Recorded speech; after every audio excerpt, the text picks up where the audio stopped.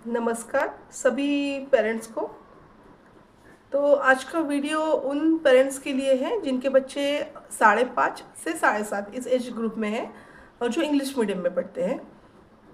और वीडियो का जो सब्जेक्ट है वो ये है कि 5.5 से 7.5 इस एज ग्रुप में हमें बच्चों को क्या सिखाना है।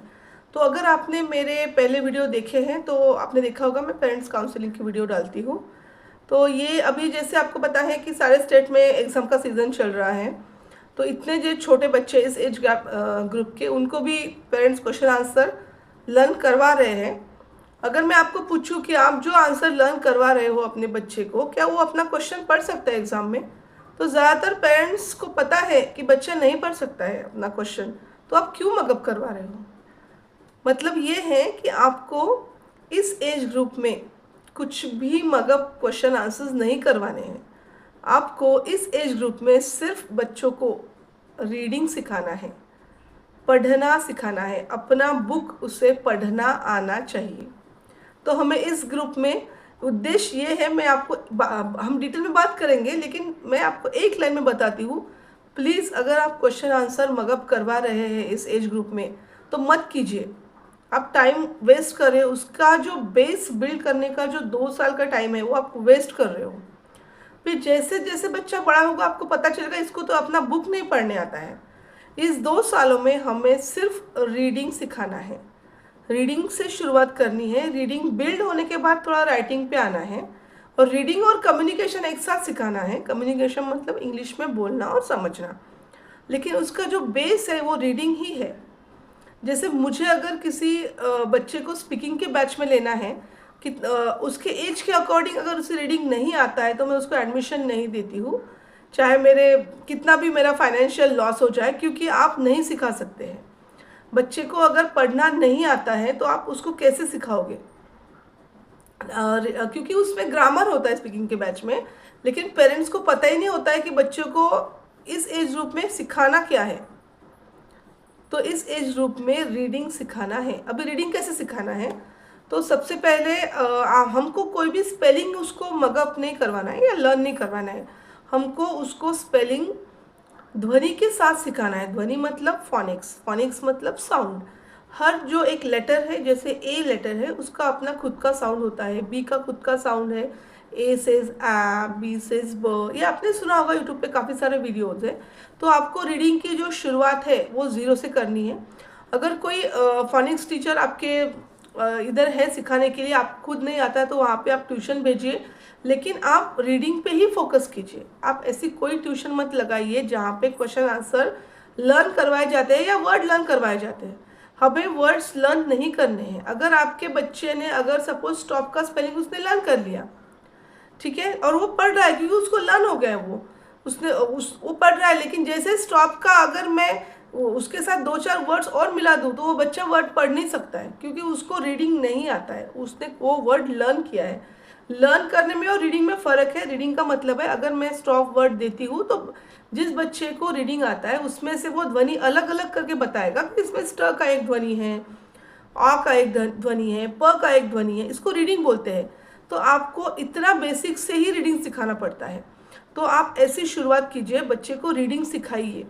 इन दो सालों में सिर्फ रीडिंग ही सिखाना है। आप हर तरह का रीडिंग सिखाइए। आप सुंदर सुंदर स्टोरी बुक्स लेके आइए जिसमें चित्र है, वो उसको रीडिंग पढ़ के दिखाइए जो उसको नहीं पढ़ते आता है, और आप पढ़ना सिखाना स्टार्ट कीजिए। जब तक वो अच्छे से नहीं पढ़ पाएगा तब तक आप पढ़ के दिखाइए उसको कुछ अच्छे, ताकि उसको इंटरेस्ट डेवलप हो। हम रीडिंग जो है एक्चुअली काफ़ी बोरिंग लगता है काफ़ी बच्चों को जब तक उनको नहीं आता है, क्योंकि बोरिंग इसलिए लगता है क्योंकि लैंग्वेज नहीं आती है, इंग्लिश आती नहीं है।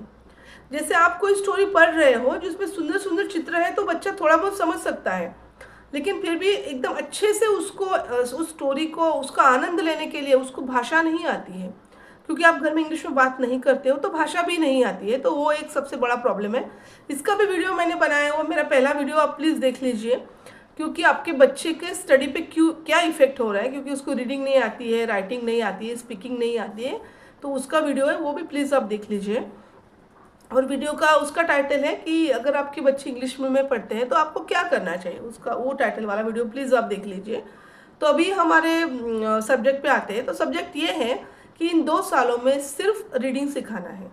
तो हमारा रीडिंग सिखाने का अभी स्टार्ट अगर हो गया है, थोड़ा बहुत आ गया है 6 ईयर्स तक, अगर आपका बच्चा 6.5 तक हो गया है, थोड़ा बहुत वो रीडिंग कर पा रहा है, तो अभी आपको क्या करना है, आपको ध्यान रखना है कि स्कूल में जो टीचर बोर्ड पे लिख के दे रही है वो उसने अच्छे से अपने बुक में काना मात्रा के साथ वो नोट कर रहा है या नहीं कर रहा है, कॉपी कर रहा है या नहीं, इस पर आपको ध्यान रखना है।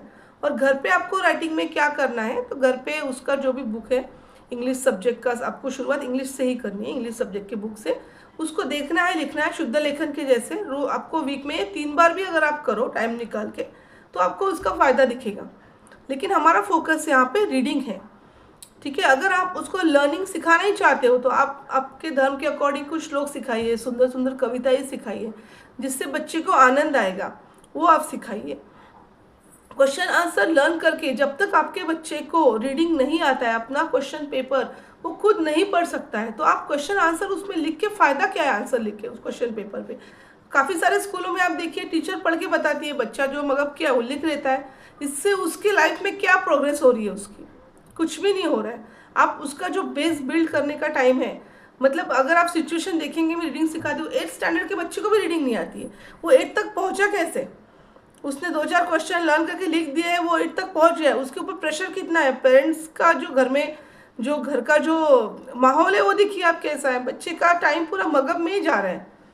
तो ये बिल्कुल नहीं करना है। अभी इंग्लिश सब्जेक्ट का हमारा हो गया है, अब हमको ऐसा सारे सब्जेक्ट का करना है, हमको रीडिंग ही करना है बस इन 2 सालों में।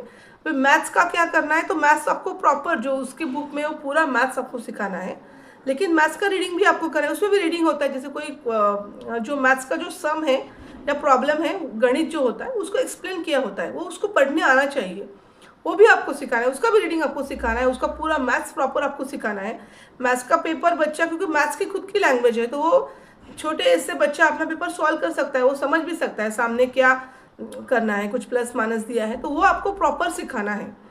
अभी एक और सब्जेक्ट का मैंने नोटिस किया है, कंप्यूटर एक सब्जेक्ट है, अभी काफ़ी फर्स्ट ग्रेड से होता है अभी बच्चों को, तो कंप्यूटर में भी पेरेंट्स क्या करते हैं कि उसका भी पेपर है रिटर्न, तो जैसे कंप्यूटर का बुक तो बिल्कुल पढ़ना आता नहीं, क्योंकि सिखाया नहीं जाता है रीडिंग करना।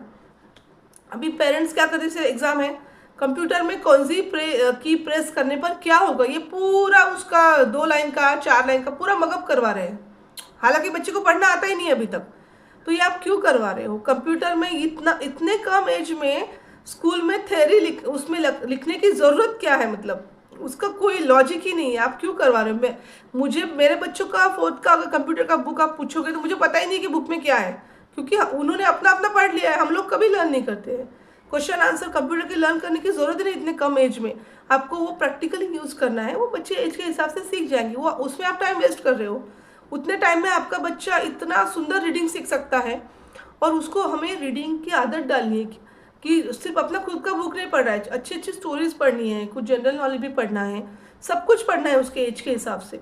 तो उसको अच्छा लगना चाहिए कोई बुक सामने आने के बाद उस कि चलो इसमें क्या लिखा है, कुछ पढ़ते हैं। स्कूल के मैगजीन्स आते हैं, बट इतने सुंदर मैगजीन्स है, उसमें इतने सुंदर सुंदर चीज़ें लिखे होती है, जैसे जो हमने कभी सुनी भी नहीं है, जो आश्चर्यकारक चीज़ें हैं, जो बच्चों को मज़ा आएगा पढ़ने में, लेकिन उनको इंग्लिश आती नहीं है, तो वो ना वो मैगजीन पढ़ पाते हैं स्कूल का, ना वो समझ पाते हैं, कोई उससे कनेक्ट ही नहीं हो पाते हैं बच्चे। तो प्लीज़ इंग्लिश में बात कीजिए, और जब आप रीडिंग सिखाएंगे बच्चों से तो प्लीज़ आप इंग्लिश में बात कीजिए बच्चों के साथ, क्योंकि जैसे हमारी हिंदी भाषा में क्या होता है कि जैसे हम लिखेंगे कि मुझे बाहर जाना है, तो हम जो बोलेंगे हम वही लिखते हैं। इंग्लिश में ऐसा बिल्कुल नहीं है। इंग्लिश में 30% जो वर्ड्स है वो भी कोई भी इंग्लिश का स्पेलिंग का रूल फॉलो नहीं करते हैं। मैं इतने सालों से पढ़ा रही हूँ, अगर मुझे ओशन में वर्ड बोलूँगी ओशन, तो उसका स्पेलिंग OCEAN है, मैं बोल कुछ रही हूँ, मुझे लिखना कुछ और है। तो इसीलिए आपके बच्चे की इंग्लिश बहुत अच्छी होनी चाहिए, उसको इंग्लिश उसने इतने सारे बुक्स पढ़े होने चाहिए कि कोई स्पेलिंग उसको मगअप ना करना पड़े, क्योंकि मगअप करके आप ज़्यादा स्पेलिंग्स आप टिक नहीं पाओगे स्टडीज़ में, ज़्यादा आपके बच्चे के ऊपर प्रेशर आ जाता है और आपका टाइम मगअप में ही जा रहा है। और दूसरी बात, समझ कुछ नहीं रहा है। जैसे अगर आप किसी 3rd ग्रेड के बच्चे को आप बोलोगे बेटा ये क्वेश्चन मगअप करो, उसके बाद आपको पूरे स्पेलिंग भी लर्न करने हैं, तो आप देखो उसका इरिटेशन लेवल क्या है। बहुत से बच्चे ट्यूशन छोड़ देते हैं बीच में, वो थक जाते हैं कर करके, क्योंकि ये मतलब ये तरीका गलत है सिखाने का। आपको रीडिंग ही सिखानी है अपने बच्चों को, इंग्लिश जो है वो नॉन फोनेटिक लैंग्वेज है कि आप बोलते कुछ और है, लिखते कुछ और है। इसलिए इंग्लिश बोलना भी ज़रूरी है, इंग्लिश सुनना भी ज़रूरी है और पढ़ना भी ज़रूरी है, तभी आप बच्चा स्टडी एंजॉय कर पाएगा। मुझे कुछ भी मेरे बच्चों को 4th ग्रेड में या छोटे से तब से उनको कुछ मुझे समझाना नहीं पड़ता है उनका लेसन। अभी आप ट्यूशन भेजते हो अपने बच्चों, क्यों भेज रहे हो आप ट्यूशन? क्योंकि वो स्कूल से आता है, उसको लेसन नहीं समझा, टीचर ने सिखा दिया है हिंदी में, लेकिन वो जो पढ़ रहा है खुद, उसको एक तो पढ़ना भी नहीं आता है। आप पढ़ के दिखाते हो, ट्यूशन की टीचर बताते हैं हाँ बेटा ये बड़ा है, वो बोलता है मैम में क्या है, बड़ा वर्ड है, मैम बता देती है, बच्चे ने पढ़ लिया। कुछ कनेक्ट नहीं हो पाता है बच्चा स्टडीज़ के साथ, तो ये तो काफ़ी गलत है। एज अ पेरेंट आपको समझना चाहिए इस एज ग्रुप में सिर्फ रीडिंग पे फोकस करना है, रीडिंग। तो प्लीज़ आप ये समझने की कोशिश कीजिए। जैसे मैं खुद पेरेंट्स को बताती हूँ जो मुझे मिलने के लिए आते हैं या काउंसलिंग के लिए आते हैं, तो मैं ये वीडियो शॉर्ट रख रही हूँ, तो आप इसका सेकंड पार्ट भी मैं बनाऊँगी, लेकिन आपको इन 2 सालों में प्लीज़ आप रीडिंग पे फोकस कीजिए। और मुझे तो इतनी मतलब ऐसे मदर्स मिलते हैं या पेरेंट्स मिलते हैं। एक 4th के बच्चे की मम्मी है, वो स्कूल से आता है, माँ उसके साइड में बैठती है, पूरा लेसन उसको पढ़ के दिखाती है और उसका हिंदी में ट्रांसलेट करती है बाद में। तो ये सही तरीका है क्या पढ़ाने का? आपका 4th ग्रेड का बच्चा 9.5 ईयर का अपना लेसन एक भी वर्ड नहीं पढ़ सकता है। मतलब आप कैसे पेरेंट्स हो? आपको ये कैसे समझ में नहीं आता है कि आप कितना गलत कर रहे हो बच्चों के साथ, उनके ऊपर प्रेशर डाल रहे हो और वो कर रहा है फॉर्मेलिटी। आप कुछ मारपीट करते हैं, पेरेंट्स चिल्लाते हैं, बच्चा कर रहा है, लेकिन उसका भी और एक नेगेटिव इफेक्ट उसके ऊपर हो रहा है। वो आगे की पढ़ाई कैसे करेगा अपनी? वो तो आप उसको स्टडीज़ के साथ, जिसको बोलते हैं, आप उसको नेगेटिवली अटैच कर रहे हो अपने बच्चे को। आप उसके साथ वो पॉजिटिव होना चाहिए पढ़ाई के साथ कि अरे चलो कितना सुंदर बुक आया है, मुझे देखना है इसमें क्या लिखा है। जैसे मेरे घर में रीडिंग का बच्चों वो काफ़ी एक्साइट होते हैं रीडिंग के लिए, वो खुद के स्कूल के बुक को उनके पूरे 2 महीने में पढ़ चुके होते हैं, तो हमको पढ़ाई का प्रेशर एज सच कुछ है नहीं। तो आपको आगे जाके थोड़ा बहुत लर्निंग का पार्ट आएगा, लेकिन आप इतने छोटे बच्चों से क्यों करवा रहे हो मगर, जबकि उनको रीडिंग ही नहीं आता है। तो प्लीज़ रीडिंग पे फोकस कीजिए। तो मैं थोड़ा शॉर्ट रख रही हूँ वीडियो, तो मिलते हैं हम नेक्स्ट वीडियो में। अगर आपको वीडियो अच्छा लगता है तो लाइक कीजिए, शेयर कीजिए, सब्सक्राइब कीजिए। धन्यवाद।